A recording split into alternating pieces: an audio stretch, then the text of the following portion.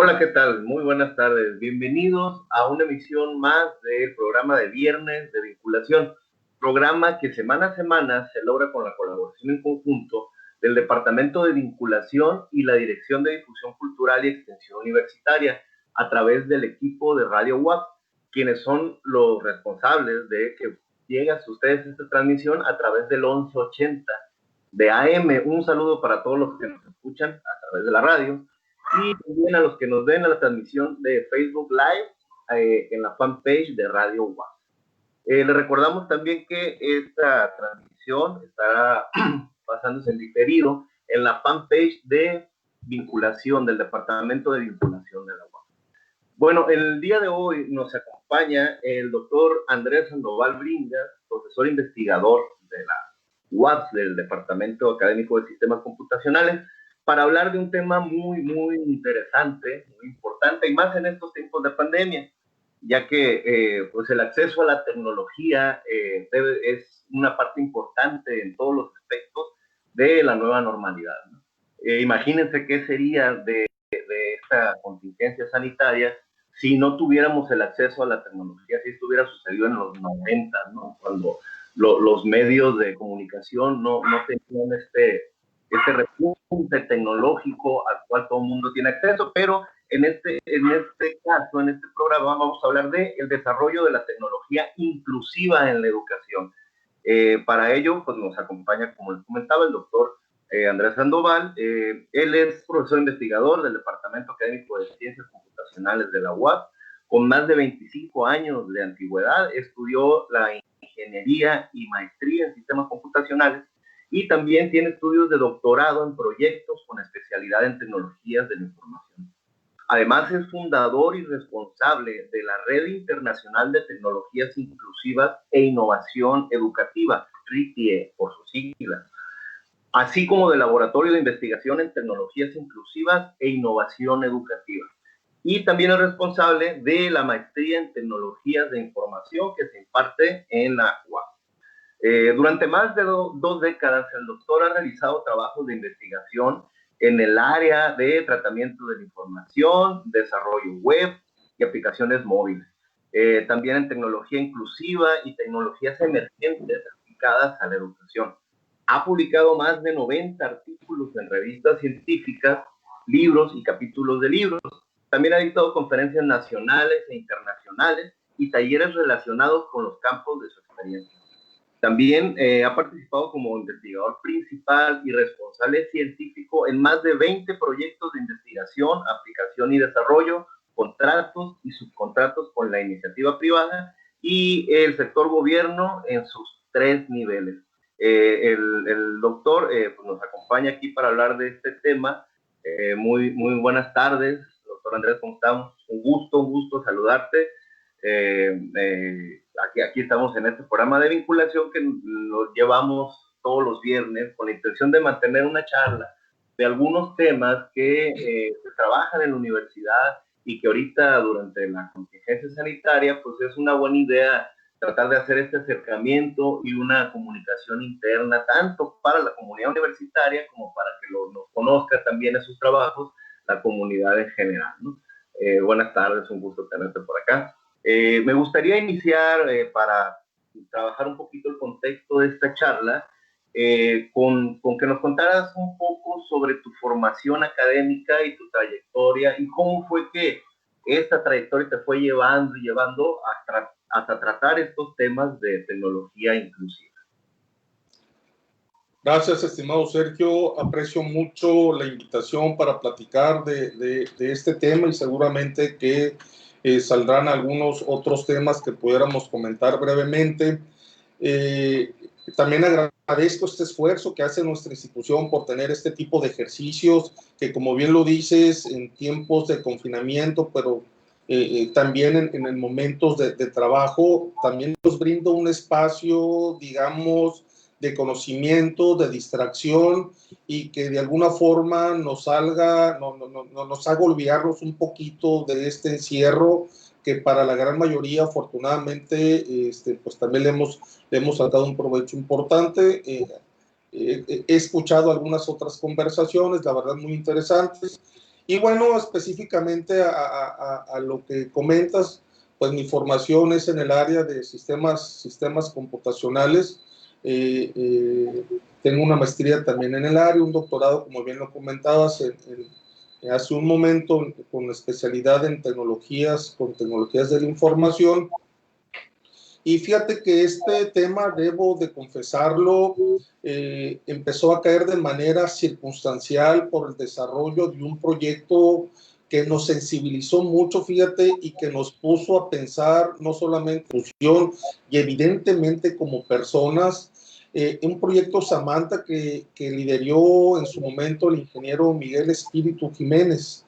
El proyecto Samantha fue un proyecto para una señorita con parálisis cerebral, y le desarrollamos un sistema de combinación de software y hardware para que la niña, bueno, la señorita se pudiera comunicar con su papá, y fue a partir de entonces que sensibilizados por lo que se nos presentaba en ese momento, pues hicimos un análisis que si verdaderamente esa parte que tenía que ver de cumplir con la sociedad lo estábamos haciendo. Definitivamente en ese momento la respuesta fue no. Y fue a partir de entonces, Sergio, que empezamos a trabajar en este tipo de proyectos. Nos empezamos a involucrar con especialistas en el tema, con los problemas, con los diferentes temas de discapacidad que existe, para llegar hasta este momento donde hemos creado esta red que bien mencionabas, que es la Red Internacional de Tecnologías Inclusivas y Educativas, donde es un grupo multidisciplinario, donde tenemos evidentemente todas las disciplinas que tienen que interactuar con este tipo de investigación y de desarrollo de proyectos. Sin lugar a dudas, lo he dicho en los diferentes foros que he tenido oportunidad de participar, afortunadamente no son pocos, Sergio, en el que es un tema muy, muy sensible, pero también a la vez es muy noble. Bien, mira qué bien, Andrés. Oye, en términos, ya para entrar en el tema ya más específicamente, ¿qué es la tecnología inclusiva? Bueno, Sergio, si me permites, ¿te parece primero que empecemos por decir sobre que el reconocimiento de la diversidad es importante cómo empezamos, Sergio, porque es interesante la parte de la contextualización, ¿no? Como lo he dicho en otras ocasiones, si no hay primero un programa de sensibilización de lo que es la inclusión, pues difícilmente nosotros pudiéramos avanzar en investigación y desarrollo si no tenemos la sensibilidad de lo que está a nuestro alrededor.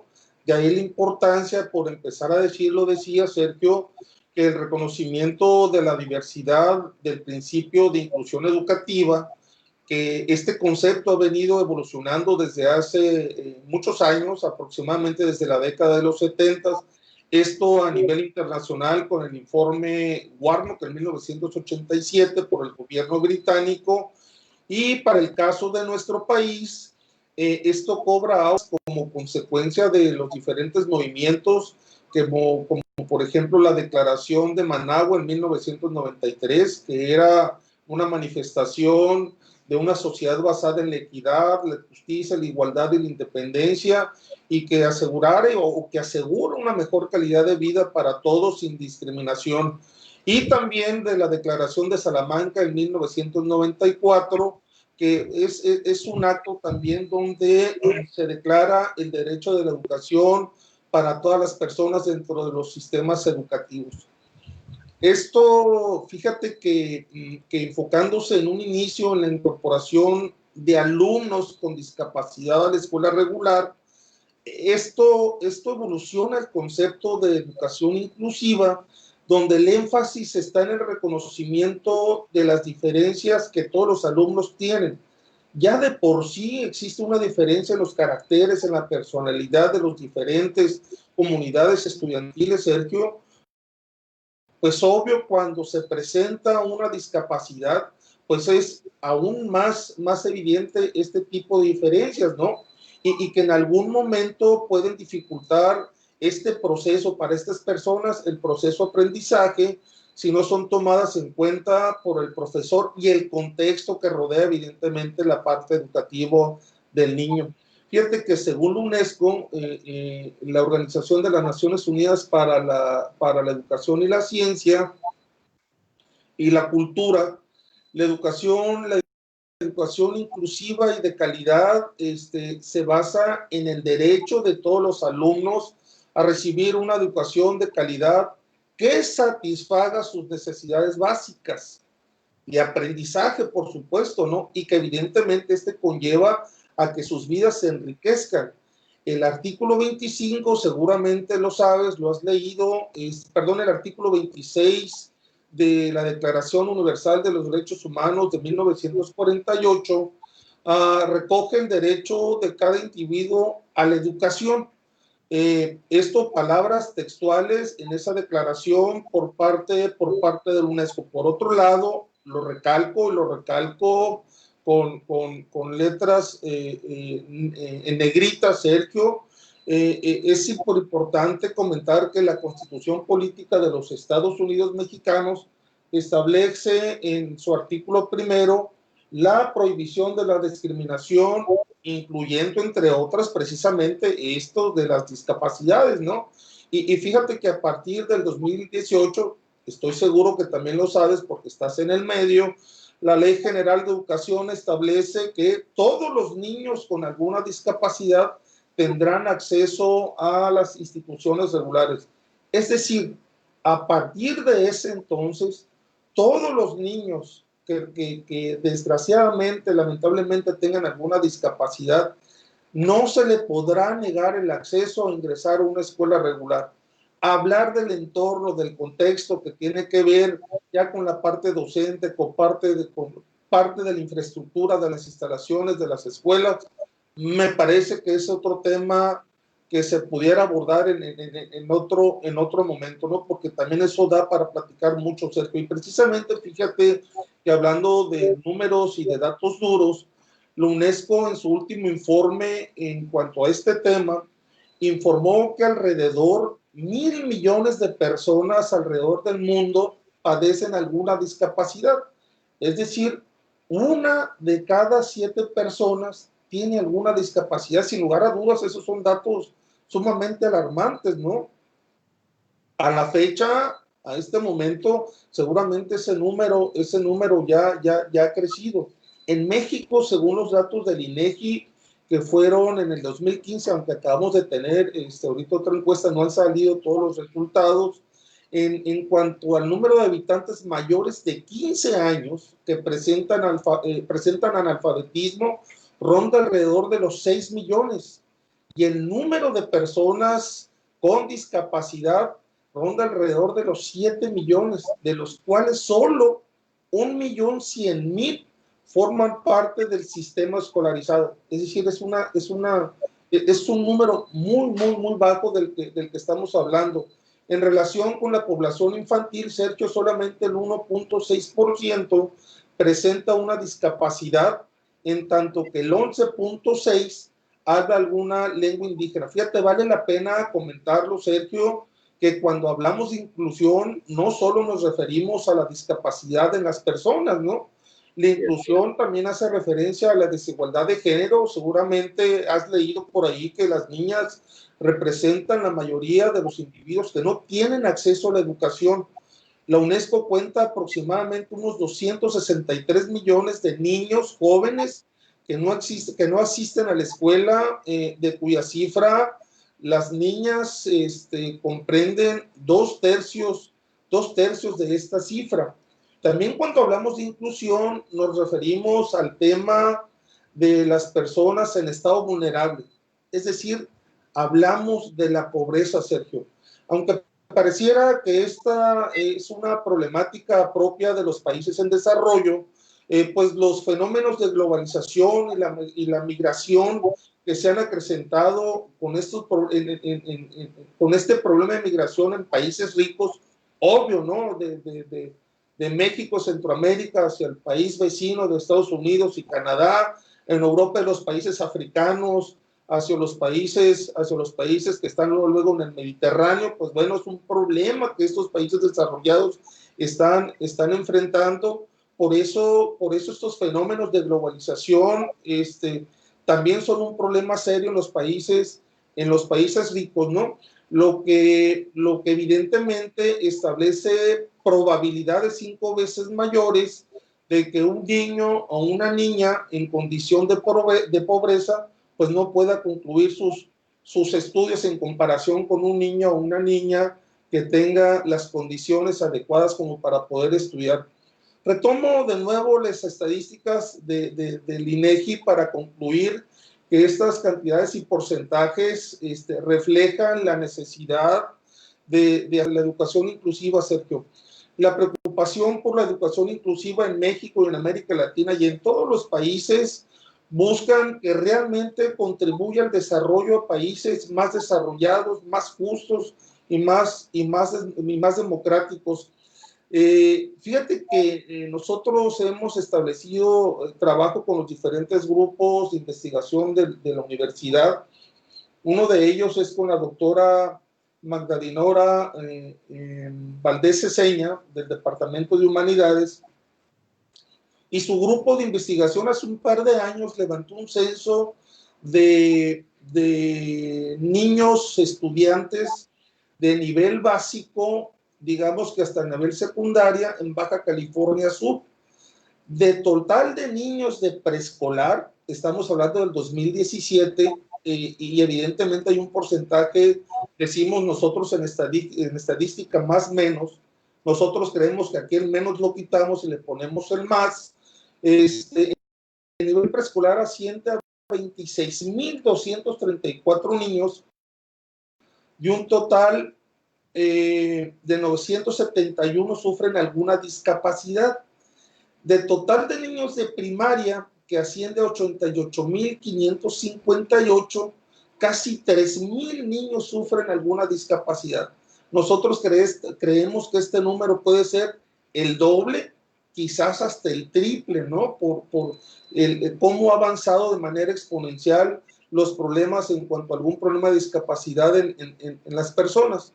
Ahora la pregunta, y que me parece una pregunta obligada, Sergio, indudablemente, es si la investigación y desarrollo de la tecnología inclusiva es importante. Evidentemente que soy un convencido que la respuesta es un contundente sí, pero es un sí sin simulación. Es un sí donde los diferentes actores que componemos esta área de investigación y desarrollo, pues debemos comprometernos para seguir apoyando, impulsando y desarrollando este tipo de actividades y bueno, cómo vamos nosotros concientizando, no solamente para que haya apoyos al desarrollo de la investigación, sino que la misma sociedad y la población sea también sensible a este tipo de problemática, Sergio. Sí, ahora que lo comentas, Andrés, precisamente cuando el Departamento Académico de Sistemas Computacionales inició con estos proyectos, tuvimos la oportunidad de estar a cargo de la estadística institucional en la Dirección de Planeación y recuerdo un dato muy curioso sobre la cantidad de aspirantes a las carreras del Departamento Académico de Sistemas Computacionales, aspirantes con discapacidad, y eran precisamente estas dos carreras que se trataban en aquel tiempo, las carreras que tenían más aspirantes con discapacidad, precisamente, bueno, podríamos hablar un poco sobre ello también y tomar en cuenta que como ustedes estaban en el departamento desarrollando esta tecnología, seguramente había afinidad de parte de los aspirantes que tenían alguna discapacidad y por eso encontraban esa pertinencia con las carreras del departamento. Y bueno, con todos los antecedentes y el contexto que nos acabas de mencionar, me gustaría saber cuál es el proceso para el desarrollo de esta tecnología inclusiva, que indiscutiblemente debe de tener etapas distintas al desarrollo de cualquier tecnología. Bueno, al comentario que hacías de que en el censo levantado por la institución, en los programas educativos que nosotros tenemos más jóvenes con alguna discapacidad, fíjate que no es un dato curioso, ni tampoco, digamos, tan relevante, porque arrojan que los muchachos con ciertas discapacidades, en la mayoría de ellas, las carreras a las que más se puedan adaptar a lo que ellos están realizando, sobre todo por algo bien interesante, fíjate, la capacidad de abstracción que tienen los muchachos con alguna discapacidad, porque desarrollan esas habilidades, Sergio. Y tú sabes que en nuestros programas se debe tener una gran capacidad de abstracción, y precisamente es que nuestros programas se ajustan, o más bien son las que tienen más tendencias y mejores oportunidades de estudiar ellos, por esa parte que te estoy comentando. No es fortuito ese número que tú comentas, porque está sustentado en investigaciones este número al cual haces alusión. A la pregunta que haces, bueno, mira, es muy interesante.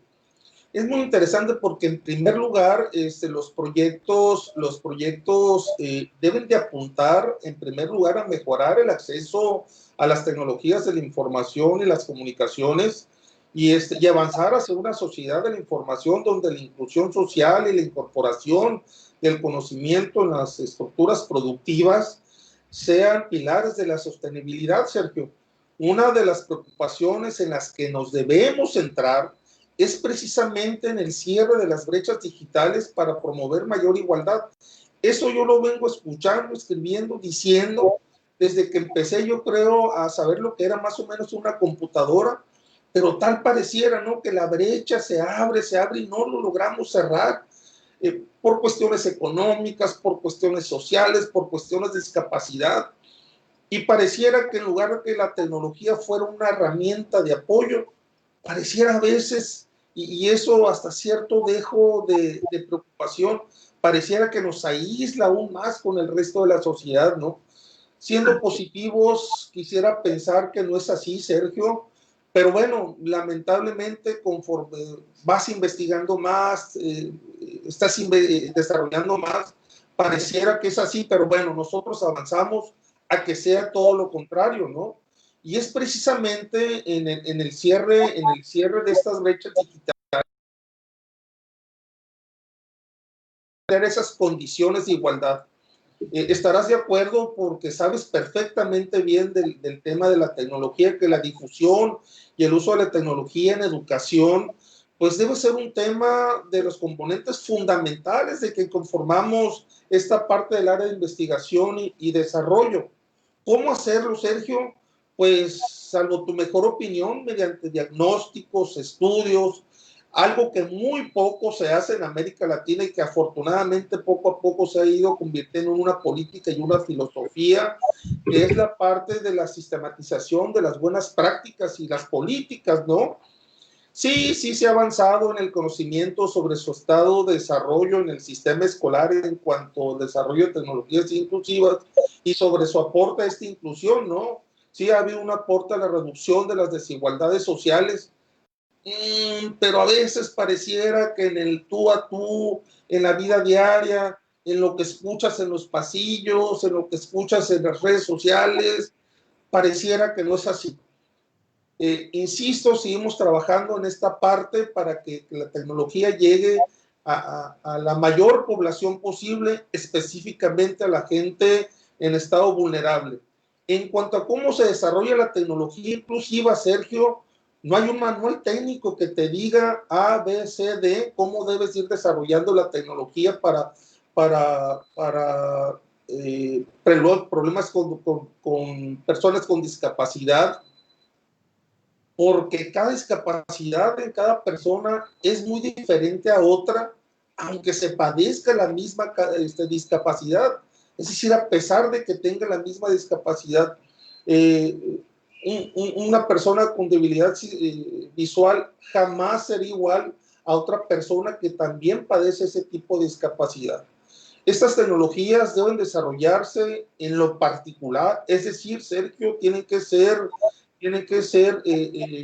desarrollos ad hoc y requiere de todo un equipo multidisciplinario, médicos, pedagogos, psicólogos y evidentemente la parte de la tecnología, ¿no? Insisto en algo que me gusta decirlo en las diferentes oportunidades que he tenido, Sergio, de que la parte tecnológica, la parte del desarrollo tecnológico es el último eslabón de la cadena. Nosotros necesitamos una investigación previa de colegas del área de salud, lo decía, pedagogos, psicólogos, otras áreas, y al final entramos nosotros. Eso no quiere decir que nos mantengamos al margen. Tenemos que estar en la propia investigación porque tenemos que saber qué es lo que se discute y qué es lo que se hace, ¿no?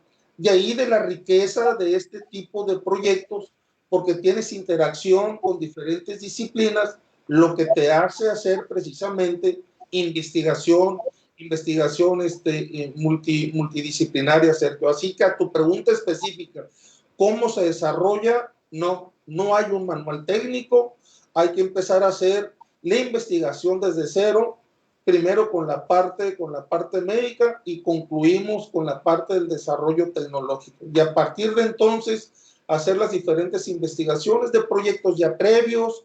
¿Se vale copiar? Sí, sí se vale copiar, tratando siempre de mejorar y dar los créditos a quienes correspondan, siempre y cuando sí y solamente sí, no lucres con lo que estás desarrollando, ¿no? Que eso lamentablemente se ha prestado mucho en el área, en esta área. Sí, muy interesante, Andrés. Sobre todo la parte esta que mencionas de los estudios y diagnósticos. Veo que hay similitudes con el proceso del desarrollo de software, ¿no? Donde primero hay toda una etapa de análisis previa, diseño, y a lo último ya entra la parte de la codificación. Sería algo similar a lo que mencionas con estudios, diagnósticos previos, el trabajo de un equipo multidisciplinario y al final la implementación del proyecto. Aquí también tocas un tema muy interesante, Andrés, porque precisamente desconozco ahí, no sé si tú sepas, si hay normas o estándares internacionales que consideren la tecnología inclusiva dentro del desarrollo industrial y también si el Departamento Académico de Sistemas Computacionales actualmente cuenta con algún desarrollo, algún diseño que sea posible o factible buscar la protección de la propiedad intelectual, ¿no? Por lo que mencionas, como dices, se vale copiar, están estas figuras de modelos de utilidad o diseños industriales, que a lo mejor sería una parte que se podría explotar dentro del departamento para el desarrollo y también aplicar algo de responsabilidad social universitaria, ¿no? Entonces, no sé, Andrés, si conozcas o sepas de alguna norma o algún estándar internacional que considere la tecnología inclusiva. Mira, las normas van de acuerdo a los desarrollos, ¿no? Por ejemplo, para el software, hay un modelo a seguir para desarrollar software. Por ejemplo, para la parte de la infraestructura física de los edificios, hay normas, por ejemplo, para las rampas, hay normas para las puertas, hay normas para los baños. Para el desarrollo de hardware existen las normas, pero en la mayoría de las ocasiones, en el desarrollo tecnológico, Sergio, lo que se hace más es más bien hacer estos proyectos ad hoc, porque a veces la norma se queda muy lejos, ¿no? Tanto de software como de hardware. ¿Perdón? O en la generalidad, la norma se queda en exactamente, en la generalidad, exactamente. ¿Qué hacemos en todo caso, Sergio? Hay dos elementos fundamentales en desarrollos de proyectos, particularmente en estos, ¿no? En todos, particularmente en esta área. Es algo que tiene que ver con usabilidad y comportabilidad. si nosotros consideramos estos dos aspectos, ¿sí? Pues la norma no los contempla. Entonces, cuando nosotros hablamos de portabilidad, pues evidente una persona que tiene algún problema motriz, pues no puede usar un celular común y corriente, ¿no? Porque si vamos a desarrollar un sistema a través de una aplicación móvil, pues evidentemente tendrá que ser y ajustarse a que la persona que tiene esta discapacidad pues pueda tener un uso adecuado del dispositivo. Igual en la parte de usabilidad hay que contemplar este tipo de cosas. Un ejemplo sencillo, pues en la parte de usabilidad, en una página web, pues, si tú no tienes consideras lo necesario para poder navegar, para poder encontrar, para poder irte a otra liga en una página web, pues es un sistema que tiene todo menos la parte de usabilidad, ¿no? En el área de nosotros trabajamos mucho esa parte. Incluso hay una línea en la que debo de presumir porque vale la pena la presunción, Sergio. Fíjate que tenemos la fortuna de trabajar con el doctor Stephanidis. El doctor es un griego de la Universidad de Creta y él trabaja mucho la parte de la interacción humano-máquina, donde también se contempla todo este tipo de elementos que se tienen que desarrollar a la hora de implementar un proyecto no solamente inclusivo, para cualquier tipo de proyecto. Ahora me preguntabas si en el departamento hemos desarrollado estos tipos de proyectos. Una barbaridad. Muchos proyectos hemos desarrollado, ¿no? A propósito, hay un proyecto ahorita que está participando, bueno, hay varios proyectos que tienen que ver precisamente con la réplica de una idea en lo general, más no en lo particular de otros proyectos, que son proyectos para personas con débiles visuales o cegueras. Hay proyectos para personas que tienen problemas del habla o de la escucha. Hay proyectos para cuestiones motrices. Y hay una particularidad en esto, Sergio. Lamentablemente hay pocos proyectos que se han desarrollado en el mundo para las diferentes discapacidades. Los que hay prácticamente son inaccesibles para la gente, ¿no? Cuestión de costos. Debo pasarte un dato, seguramente lo has escuchado o lo has leído por ahí, que lamentablemente donde se dan más los casos de discapacidad son en las personas en estado vulnerable.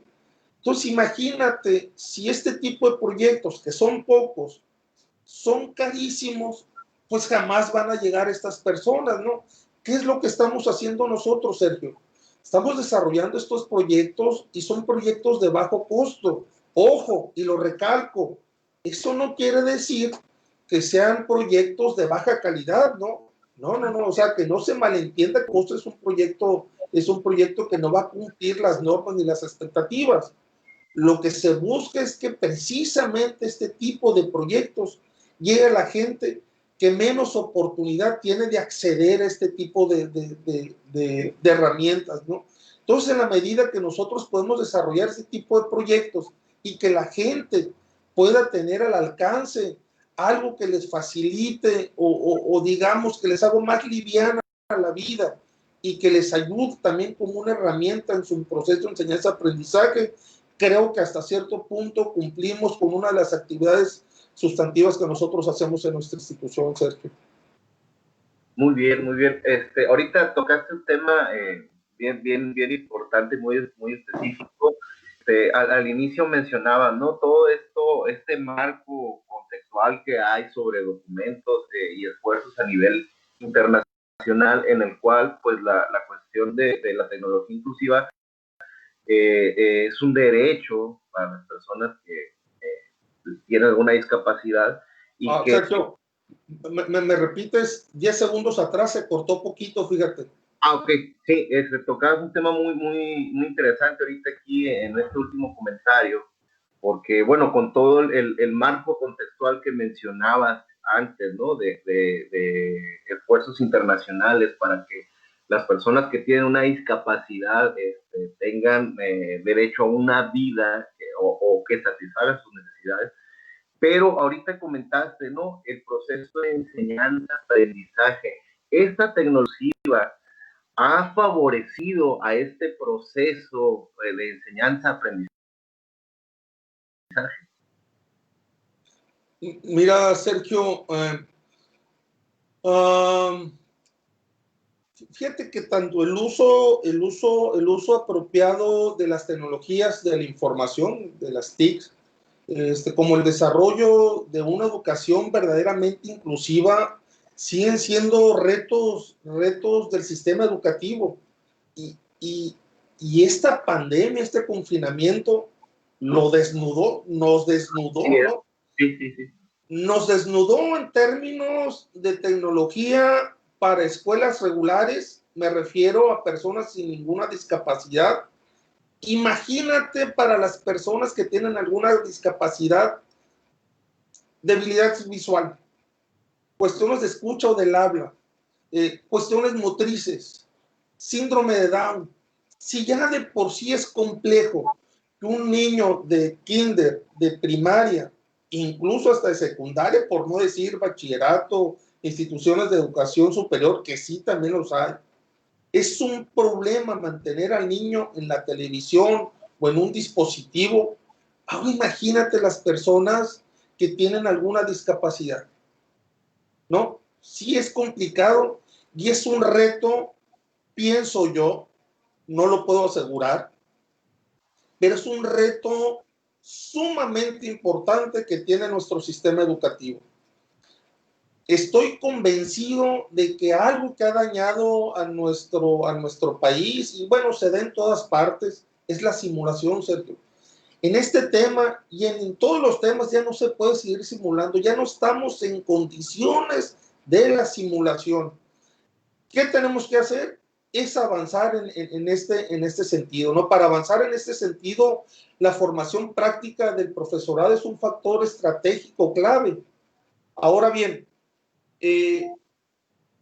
la UNESCO hace 3 años, en uno de sus informes, dijo que si América Latina no empezaba a utilizar y desarrollar herramientas que sirvieran en el proceso de enseñanza-aprendizaje, en todos los niveles educativos, si en 10 años este despunte no se empezaba a dar, América Latina iba a quedar atrás del último país, ¿no?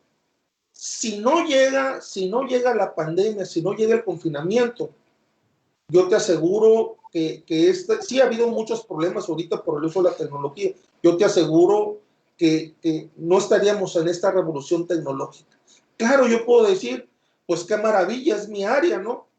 Pero vienen otros tipos de problemas, que son los problemas de cómo llega la tecnología a la gente menos favorecida. ¿Sí? ¿Ayuda a las herramientas tecnológicas en el proceso de aprendizaje? Sí, sí lo ayuda y está documentado. No lo digo yo, lo dicen los diferentes investigadores en el área de educación y en el área de tecnología. ¿Qué hay que hacer? Bueno, pues hay que trabajar en las competencias digitales. ¿Ya hay trabajo en competencias digitales? Sí, hace 10 años hay trabajo en competencias digitales. Te comento que mi título de tesis, mi tema de tesis de doctorado tiene que ver, yo hice una propuesta y un modelo de competencias para la utilización de entornos MLearning, es decir, para la utilización de dispositivos móviles, Sergio. Así como hay competencias para muchísimas cosas en educación y en lo laboral, hay que desarrollar las competencias digitales y hay que desarrollar las competencias digitales inclusivas. Eso es algo que apenas se está trabajando fuertemente. Hay resultados muy vagos, pero los hay. Y en la pregunta expresa, ¿la tecnología favorece la inclusión en la educación? Sí, sí favorece. Definitivamente sí favorece. Pero hay que empezar, como decimos, hay que empezar desde el inicio. Por eso yo te decía hace un momento que hablar del tema de la infraestructura, del contexto educativo en el país, nos obliga a un tema con otro tipo de actores en la mesa, Sergio, tenemos que empezar por los que las escuelas formadoras de docentes capaciten a los nuevos profesores en los temas de inclusión. Y quiero decirte que en 5 o 6 años, no es que el profesor de básica sienta una repulsión al tema, Sergio. No están preparados para atender a personas con discapacidad. Nuestras instituciones no están preparadas para atender a gente con discapacidad. Nuestra infraestructura urbana en todo el país no está capacitada, no tiene los elementos necesarios para que la vida de las personas con discapacidad sea un poco más ligera. ¿A qué aspiramos? Aspiramos a que esas copias que muchas veces hemos hecho como país a modelos educativos, a modelos económicos, a modelos sociales, malas copias, por cierto, aspiramos a que hagamos una copia de esos modelos de inclusión que se tienen en los países europeos. Están años luz avanzados respecto a nosotros, y ojalá que ahí sea una copia tal cual de cómo lo están haciendo ellos, ¿no? Pero para eso necesitamos a que haya un conocimiento de cómo utilizar las herramientas, cómo aplicar las herramientas en los muchachos con discapacidad, pero particularmente, Sergio, tener esos acercamientos con las personas que tanto necesitan de este tipo de tecnología para que favorezca en este proceso de aprendizaje de nuestros estudiantes. Importante es que ambas partes tengan un conocimiento, pero también un actor importantísimo, estarás de acuerdo conmigo, los padres de familia. Así es. Bueno, ya ni te menciono el gobierno, ¿eh? Sí, bueno, sí, definitivamente como lo platicas, hablar de este tema no es solo lo que estamos tratando el día de hoy. Hay muchas discusiones y muchos otros aspectos, ¿no? Que tratar desde la infraestructura física educativa y la infraestructura en general de la ciudad. Es bien interesante, la verdad. Y mencionabas también algo muy importante, que es la formación de los profesores, ¿no? La formación de los profesores, y sabemos que eso pues ahorita es incluso un poquito más difícil, pero por acá cuando estábamos iniciando nos platicabas de tu trayectoria, veo que estás como responsable y fundador de la Red Internacional de Tecnologías Inclusivas e Innovación Educativa. Me gustaría que nos comentaras un poquito sobre cómo este trabajo de esta red puede favorecer este asunto de los requisitos para que todo esto funcione. Pues mira, Sergio, requisitos ninguno. La verdad que cuando yo escucho de otras personas esa palabra de red, de RITE, la verdad de que me emociono porque es un proyecto en el que pocos tenían fe. Solamente fuimos 5 que vamos para adelante. Yo debo reconocer aquí en su momento el apoyo de nuestro rector, del doctor Gustavo Cruz, claramente del doctor Dante Salgado cuando era secretario general, que era con quien prácticamente hacíamos este tipo de cosas, ahora rector, el doctor Dante Salgado, y fíjate, de ellos recibimos un embrión adelante en la parte de la medida de lo posible que nosotros podemos apoyar,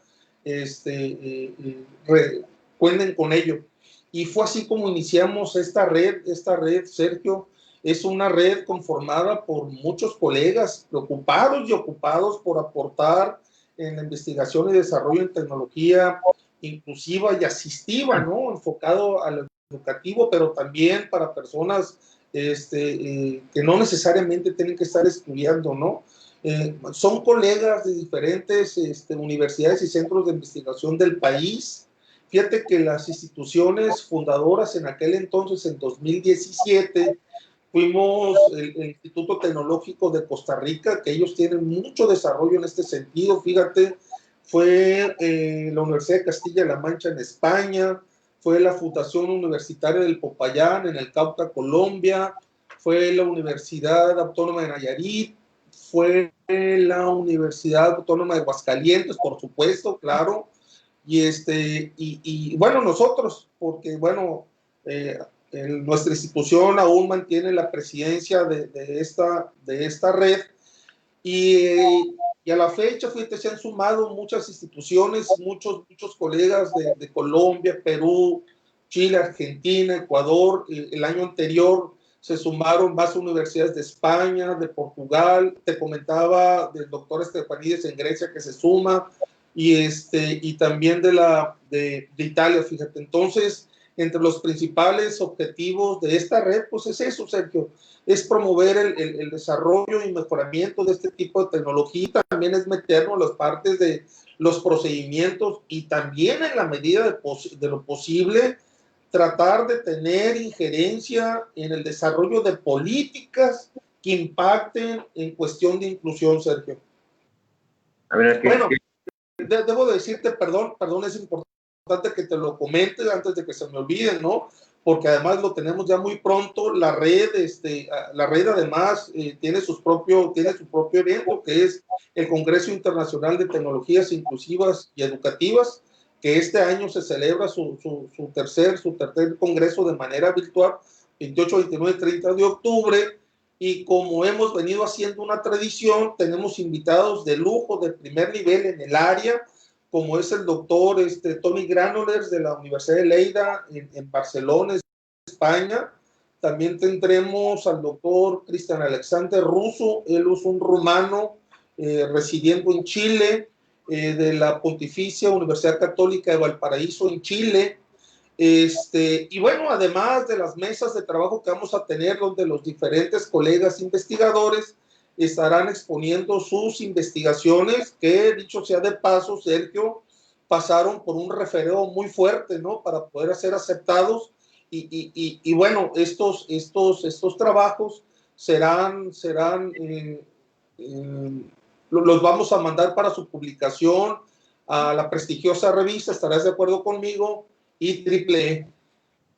Ok, muy bien, con IEEE, mira qué interesante, qué bueno. Y si nos permites, Andrés, pues también haríamos algo de difusión a través de la fanpage de vinculación de este evento y para también tener algo de presencia ahí con ustedes en esta red, ¿no? Tenemos una pregunta que nos hicieron por acá en la transmisión de Facebook y dice: para el desarrollo de un proyecto que busca dar solución a un problema, ¿cuáles son las premisas para su desarrollo o a solicitud de qué o quiénes lo realizan? Ya.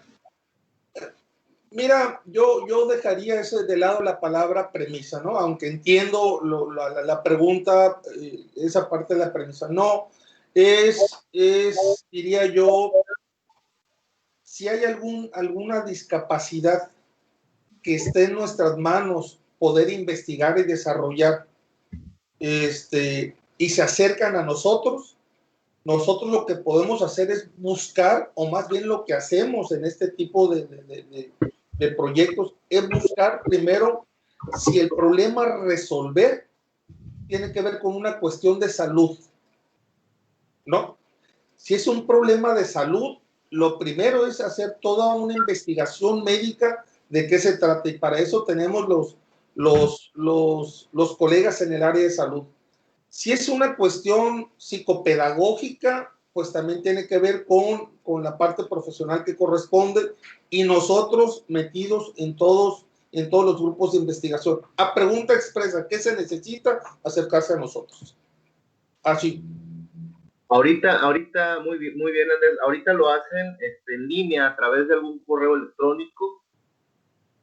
Sí, Sí, si te lo comparto con muchísimo gusto, es a sandoval@waps.mx. ese a tu correo electrónico. A mi correo personal, así es. Para también nosotros publicar esta información en la fanpage del Departamento de Vinculación. Andrés, la verdad, muy interesante la plática. Creo que incluso se derivaron algunos otros temas que en un futuro sería bueno volver a tener otra participación contigo y comentarlos. El tiempo ahorita sí nos apremia. Yo la verdad estoy bien orgulloso de todo lo que se trabaja en el Departamento Académico de Sistemas Computacionales. Pues, como sabes, soy egresado de de la universidad y de ese departamento. Entonces, la verdad, siempre por todos lados le estamos dando la bandera ahí buena a la universidad y al departamento, ¿no? Y bueno, ya ahorita, para finalizar, Andrés, ¿algún comentario final que quieras hacer a quienes nos están escuchando a través de la radio y a través de Facebook? Creo que, no creo, estoy convencido que esta pandemia, Sergio, nos debe hacer reflexionar de que como sociedad tenemos que ser más sensibles a la problemática de nuestros comunes, Sergio. Yo esperaría que de este gran problema por el que hemos estado atravesando nos lleve a que consideremos ser más responsables, pero también ser más humanitarios ante la problemática que nos aqueja. Desgraciadamente, los problemas económicos y sociales que se avecinan pareciera que nos van a aislar un poquito más. Seamos nosotros los que nos permitamos ese alejamiento y busquemos la forma de cómo ser sensibles, por lo menos, a la problemática que se vive con las personas con discapacidad. En la medida que seamos sensibles y que tendamos este tipo de problemas, pero que además nosotros mismos empecemos a incluir a estas personas, porque no tenemos por qué discriminarlas, no tenemos por qué segregarlas, son iguales, igualitos a nosotros. La única diferencia es que tienen pequeños problemas para resolver cosas que nosotros sin ningún problema lo podemos hacer, aunque déjame decirte que hay muchos casos que ellos lo hacen mucho mejor que nosotros. Entonces, seamos sensibles. Y si en la medida de sus posibilidades está ayudar en este tipo de proyectos, yo se los aseguro que los más beneficiados y los que se los van a agradecer más son las personas que tienen algún tipo de discapacidad. Yo te agradezco mucho la invitación, Sergio. Es un tema que me apasiona, es un tema que me gusta mucho platicarlo. Hay muchísimas cosas más, realmente en 50 minutos no se puede hacer, pero ojalá tengamos la oportunidad de volverlo a hacer, porque a mí me gustaría que principalmente la comunidad universitaria sepa qué es lo que estamos desarrollando en los diferentes laboratorios de nuestros departamentos, Sergio. Te lo agradezco mucho y te mando un fuerte abrazo. Gracias, muchas gracias, Andrés. Excelente participación del doctor Andrés Sandoval. Con este último comentario nos despedimos. Muchísimas gracias, Andrés. Y bueno, a los radioescuchas y a quienes nos ven en Facebook, los invitamos al próximo viernes de vinculación, la próxima semana, en el mismo horario a partir de las 12 de la tarde.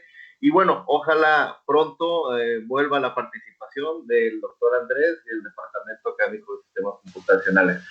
Muchísimas gracias. Que pasen muy buen fin de semana. Eso es todo por hoy en el viernes de vinculación. Gracias.